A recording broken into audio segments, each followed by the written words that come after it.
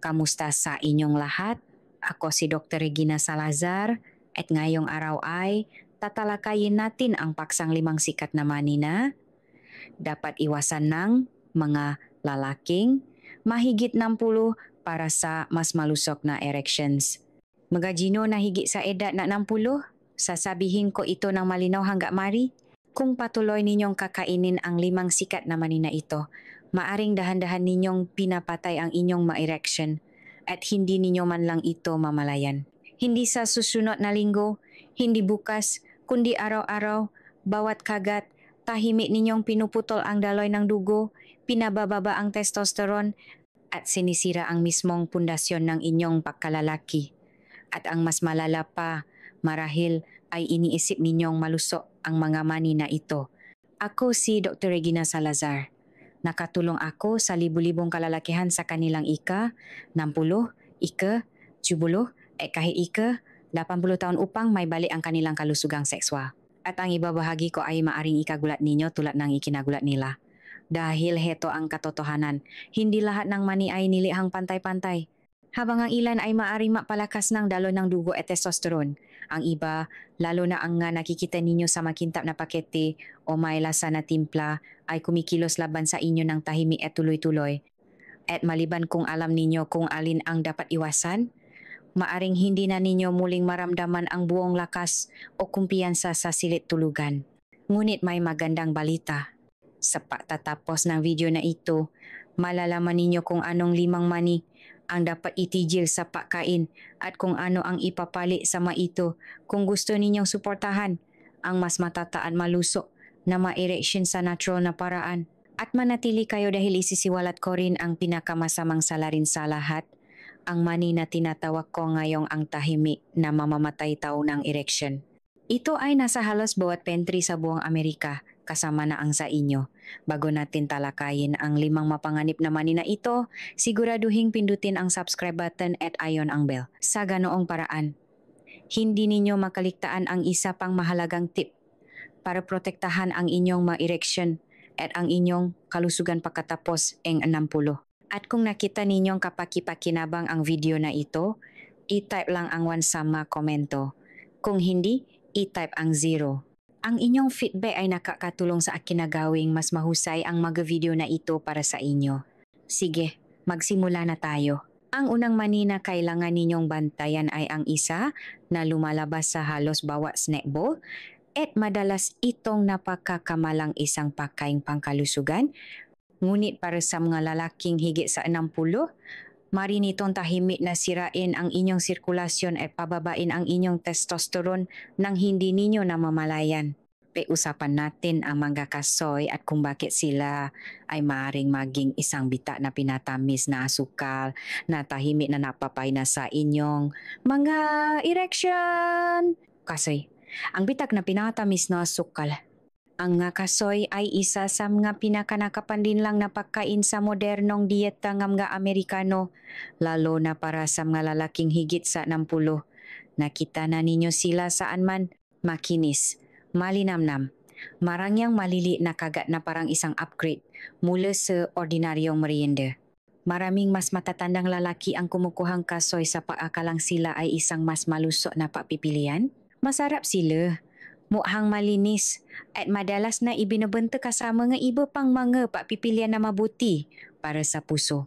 Ngunit paano kung sabihin ko sa inyo na sa likod ng makinis na lasa na iyon ay isang tahimik na banta sa inyong nga erection? Narito ang katotohanan. Karamihan sa mga kasoy na nakahanay sa mga istante ngayon ay malayo sa pagiging natural. Halos palagi silang niluluto sa mga naprosesong pang-industriyang langis tulad ng canola, soybean o sunflower oil at pinahiran ng asin o asukal upang mapahaba ang buhay sa istante at mapasarap ang lasa. Ang langis na iyon ay hindi lamang nadaragdag ng mga kalori. Aktibo nilang itinataguyod ang pamamaga sa buong katawan ninyo at kasama na ron ang madaluyan ng dugo na nagdadala ng dugo sa inyong ari. Kapag ang mga daluyan na ito ay namamaga, nawawalan sila ng kakayahang lumawa ng maayos.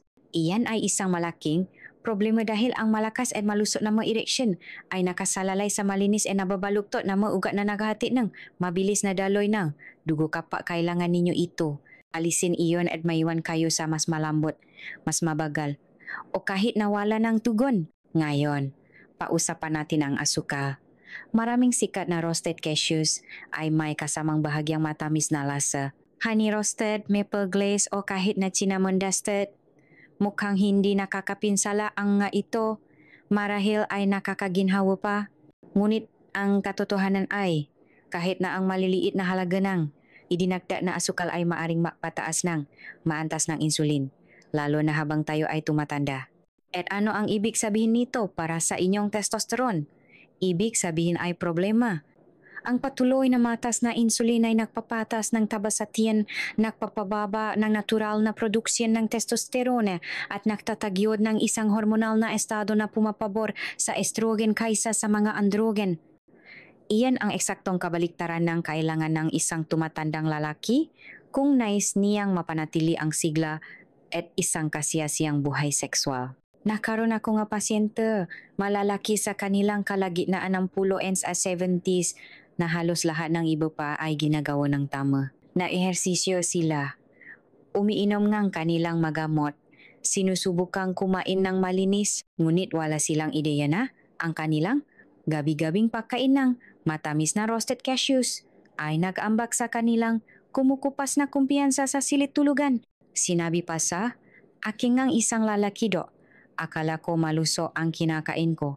Itinigil ko ang chips at ice cream para dito. At gayon pa man, nang tingnan namin ng mas malapitan, tumaas ang kanyang inflammatory marker, bumaba ang kanyang testosterone, at bumabagsak ang kanyang antas ng nitric oxide. Matapos naming alisin ang mamaylasa na mani at ibalik ang malusok na taba mula sa mas mahusay na mamapakukunan, nagsimulang bumali ang kanyang lakas at ang kanyang ma-erection. Kahit na ang walang asukal at dry roasted na kasoy ay maaring maging isang problema kung niluto sila sa mataas na temperatura o gamit ang murang langis.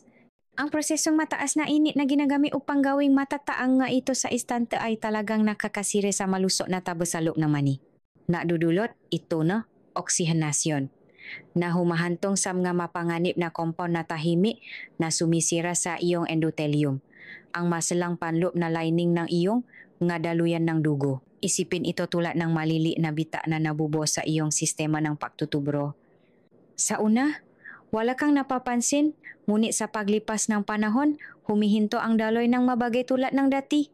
Ganon din mismo ang nangyayari sa maugat na patungo sa iyong ari.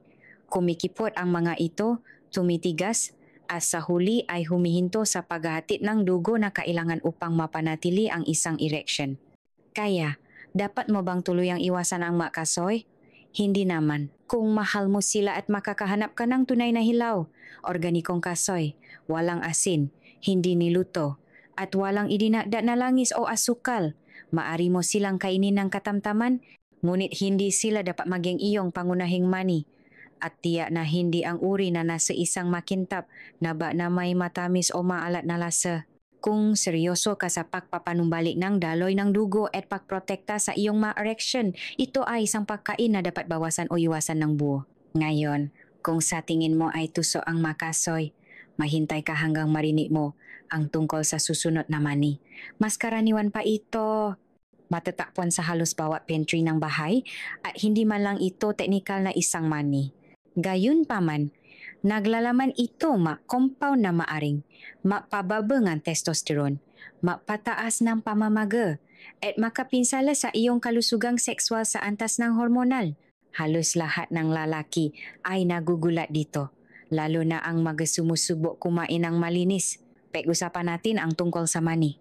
Kung nanonood ka pa rin at nakikita mong kapaki-pakinabang ang impormasyong ito, ay type ang numero 1 sa mga komento upang ipaalam sa akin na narito ka at nakatuon sa iyong kalusugan. Ngayon, mapatuloy tayo. Oras na para pausapan ang pangalawang mani na kailangan mong iwasan. Mani, ang tahimik na tagasirang hormone.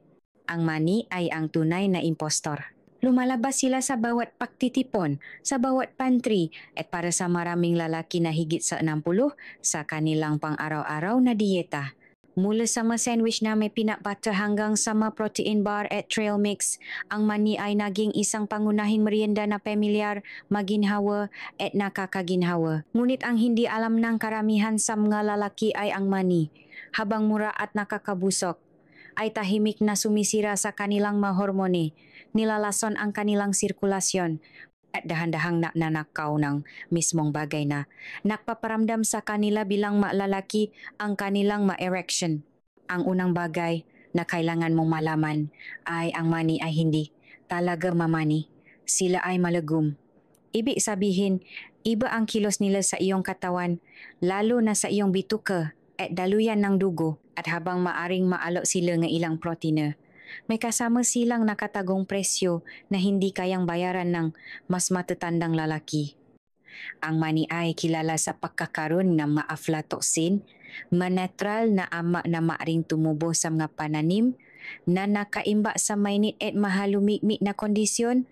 Ang malason na ito ay hindi nakikita ng mata, walang lasa, at halos imposibleng matukoy maliban kung sinusuri mo ang maito sa isang laboratorio. Ngunit sa sandaling nasa loob ng iyong katawan, naglalagay sila ng napakalaking presyon sa iyong atay, nagdudulot ng sistematikong pamamaga, at nayut-nay sa nabawasang production in testosterone at kapansanan sa pagkamayabong sa mga lalaki.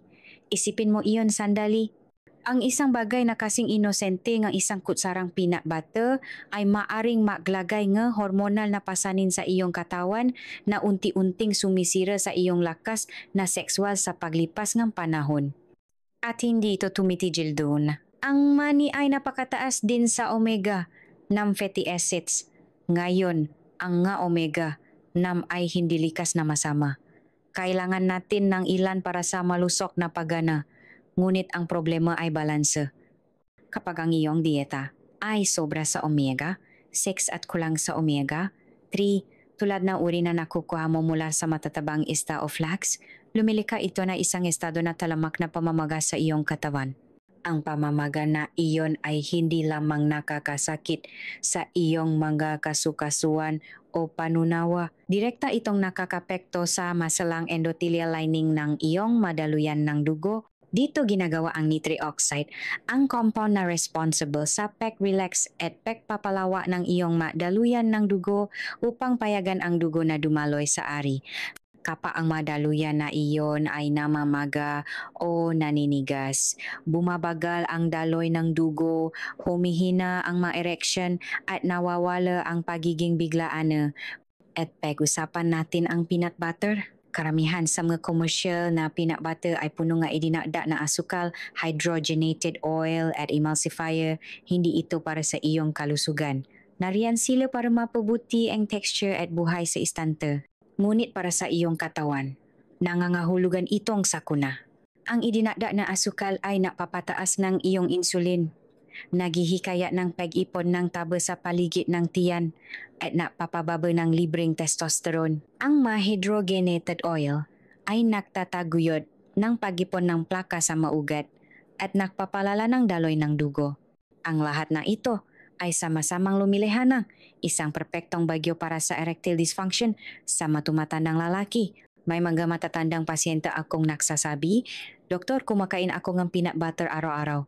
Ito ang aking comfort food."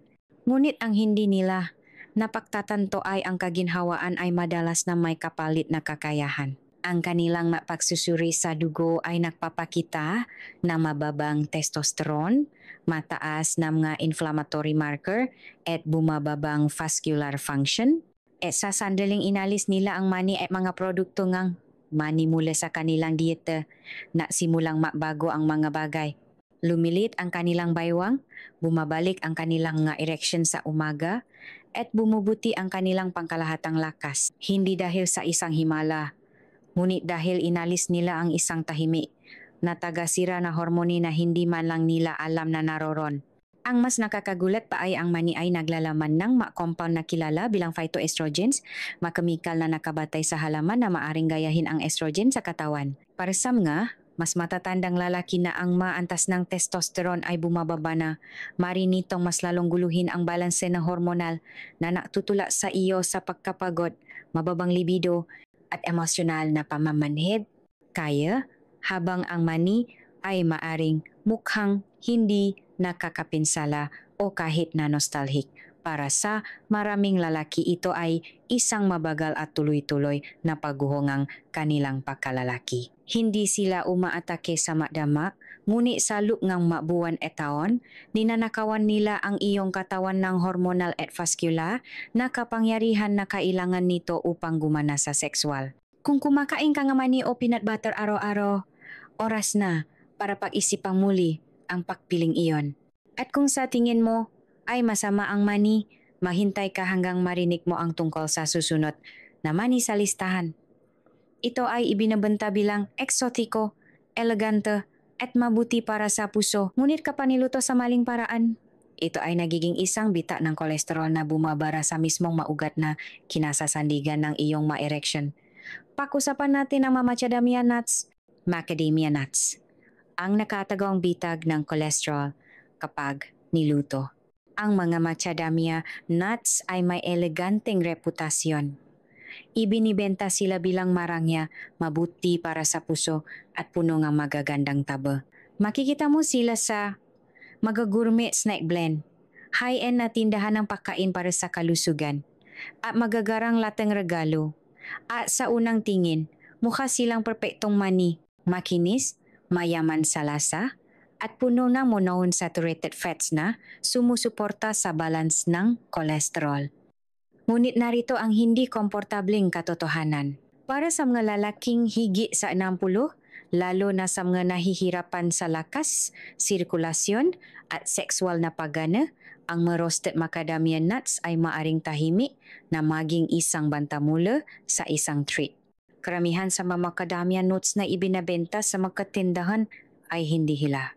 Niluluto sila, karaniwan ng maramihan, gamit ang manaprosesong seed oil tulad ng soybean o canola, at madalas silang labis na maalat. Bagama ang hilaw na macadamia, sa maliliit na halaga ay maaring may ilang benepisyo. Binabago ng roasted version ang lahat. Sa sandaling malanta sa mataas na init at mga inflammatory oil, ang mga dating maluso na taba ay nagsisimulang masira. Nagagana ang proseso ng oksinasyon na bumubuo ng mga mapanganib na compound na tahimik na sumisira sa iyong vascular system. Tama, ang mismong sistema na responsible sa pahahatid ng dugo kung saan ito kailangan pumunta kapag tumatawa ang intimacy. Tumuto tayo sa maugat na pinakamahalaga para sa sexual na pagana. Ang penila artery ay napakaliit, 1 hanggang 2 mm lamang ang lapat. Iyon ang dahilan kung bakit ito ay isa sa maunang daluyan ng dugo sa katawan na napapakita ng mapalatandaan ng pakbara bago pa man makaranas ang isang lalaki ng pananakit ng dibdib o masintomas sa puso. Mainiyang mapansin ang mas malambot na mga erection na antalang pakpukaw o isang kumpletong kawalan ng tugon. Ang mga roasted macadamia nuts na puno ng oxidized na taba at labis na sodium ay maaring mapalala sa sitwasyong ito. Sa pahalipas ng panahon, ang pamamaga na dulot ng mga langis na iyon ay sumisira sa endothelium, ang panloob na lining ng iyong nga ugat, na binabawasan ang kakayahan ng iyong katawan na gumawa ng nitric oxide. At ang nitric oxide ang susi na nakbubukas ng daloy ng dugo na nakpapahintulot sa ari na lumaki at manatiling matatag. Pagkatapos ay mayroong asin. Maraming mas matatandang lalaki ang nakikitungo na sa mataas na presyon ng dugo kahit na pinamamahalaan ito ngamot. Ang pahdarada ng mas maraming sodium sa iyong dieta, lalo na mula sa mga merienda, ay nakpapataas ng vascular resistance at piniplit ang puso na magtrabaho ng mas mahirap upang masirkulit ng dugo. Ang idinada na presyon na ito ay napapakipot sa mga ugat at higit na naghihipit sa daloy na ginagawang mas malamang na hindi makaroon ng malakas at bigla ma-erection. Ang pinakamasamang bahagi, madalas ay hindi mo man lang napagtatanto na nangyayari ito. Walang sakit, walang babala, isang mabagal at nakakabigo na pagbaba lamang sa pagganap sa silit tulugan. Nakaroon ako nga pasyente na lumipat sa macadamia nuts sa paakalang gumagawa, sila nga isang matalino at malusot na papili. Isang lalaki sa kanyang 70 ang nagsabi sa akin na kumakain siya ng isang dakot tuwing gabi. Iniisip na ito ay mabuti para sa kanyang kolesterol, ngunit bumaba ang kanyang lakas. Ilang buwan na, Siyang hindi nagkaroon ng matibay na erection at hindi niya malaman kung bakit.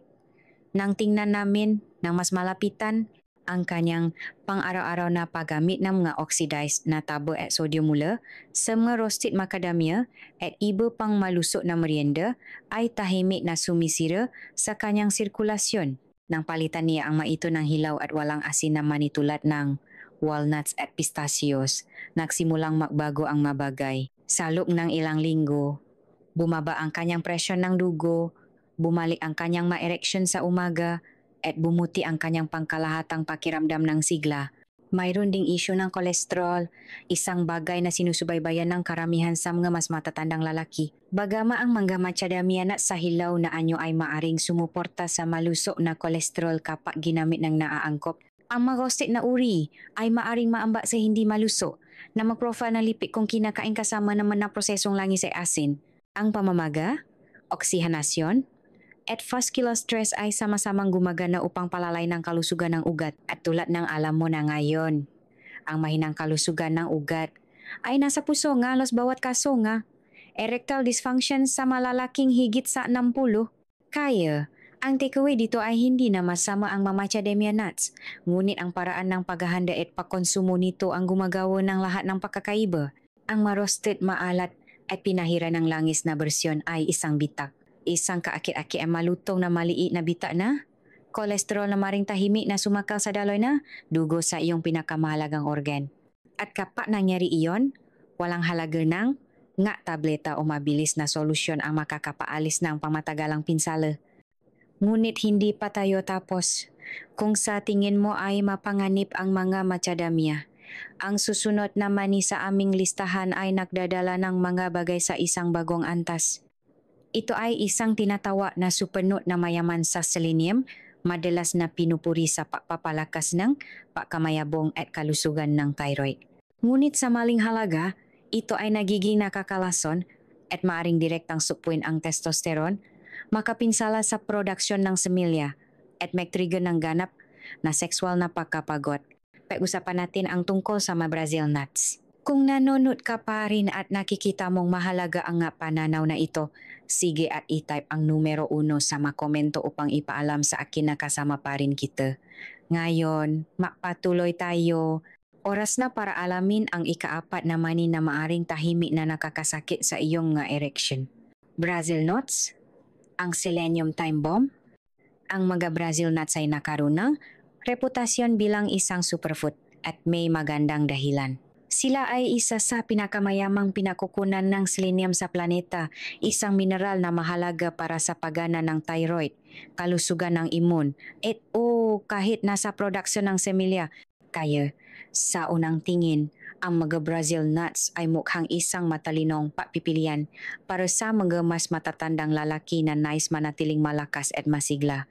Ngunit ang katotohanan ay mas komplikado at mas mapanganib kaysa sa inaakala ng karamihan, lalo na para sa mga lalaking higit sa 60 na naglalakad na sa isang hormonal tightrope. Ang mga Brazil nuts ay maaaring hindi nakakatulong. Maaari nilang dahan-dahang nilalason ang iyong sexual na pagana. Ang nagpapabukod tangi sa mga Brazil nuts ay siyaring nagpapapangganib sa kanila. Ang isang Brazil nut ay maaaring maglaman ng higit sa 15 micrograms ng selenium.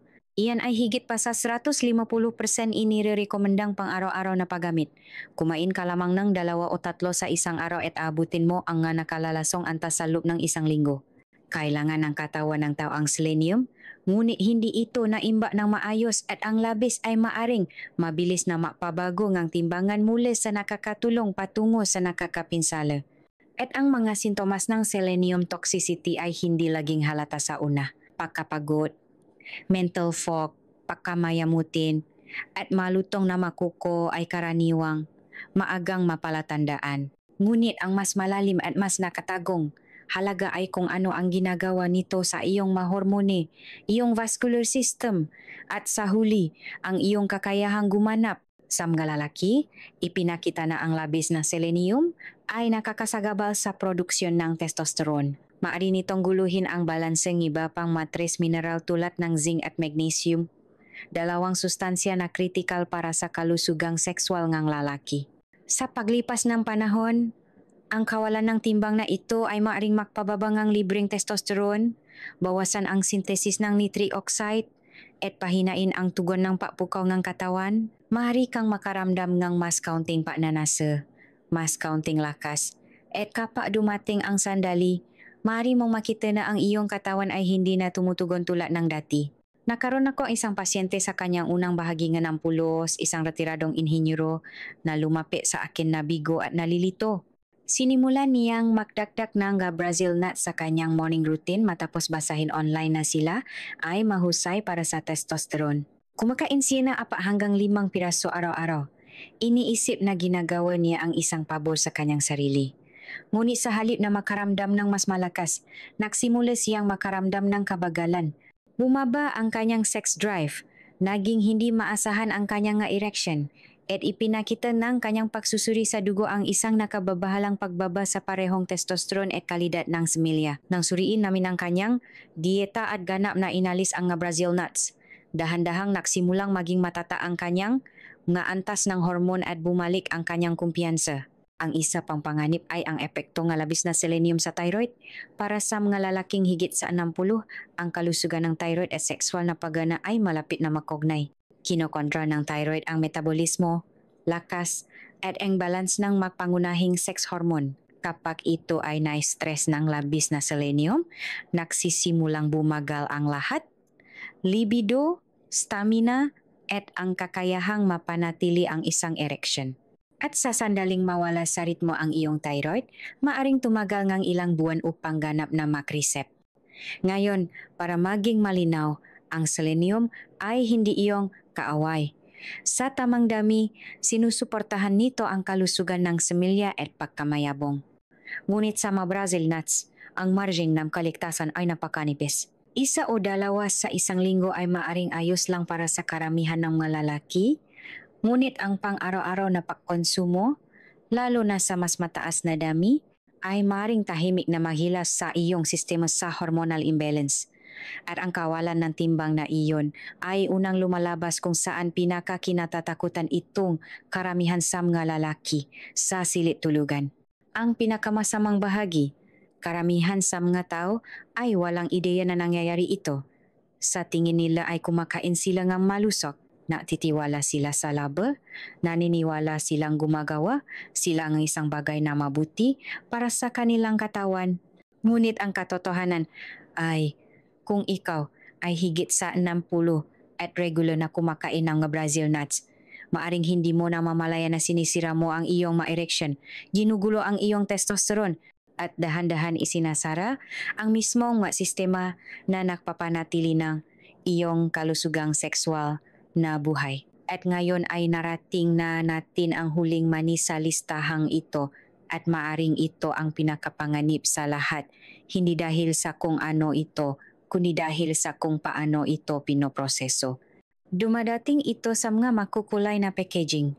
Ibinabenta ito saan man mula, sa magasolinahan hanggang sa grocery store, at puno ito ng lasa, lutong, at mga preservative. Ngunit sa likod ng lasa na iyon ay isang nakamamatay na halo ng langis, kemikal, at sodium na maring sumakal sa iyon maugat at maknakaw ng iyong ma-erection na mas mabilis kaysa sa anumang bagay sa listahang ito. Pag-usapan natin ang tungkol sa mga flavored mixed nuts. Flavored mixed nuts, ang mga tagapatay ng ereksyon na nakatago. Sa lahat na mamani sa listahang ito, ang huling kategoryang ito ay walang duda na ang pinakanakapanlin lang at pinakapanganib para sa iyong ma-erection. Flavored mixed nuts. Nakita mo na sila saan man. Maistante ng grocery store, gasolinahan, vending machine, mabasket ng regalo.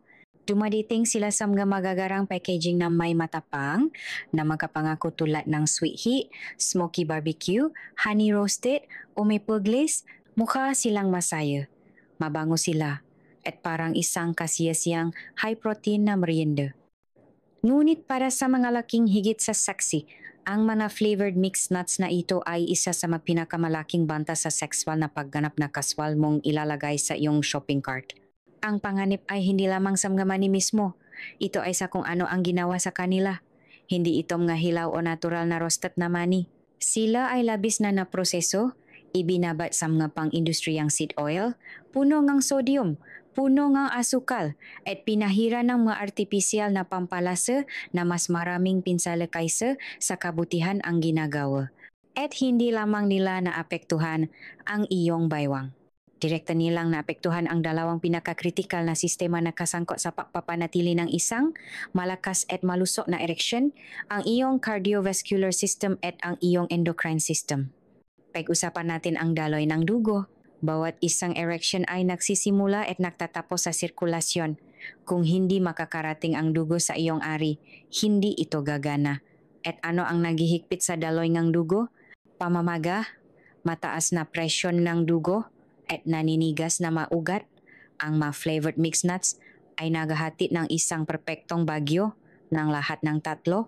Ang manaprosesong langis, lalo na ang soybean, mais, at canola ay napakataas sa omega ng fatty acids. Ang sobrang omega nam ay sumisira sa balanse kang pamamaga nga iyong katawan at yumahantong sa paninigas at pakipo ng maugat sa pahalipas kang panahon.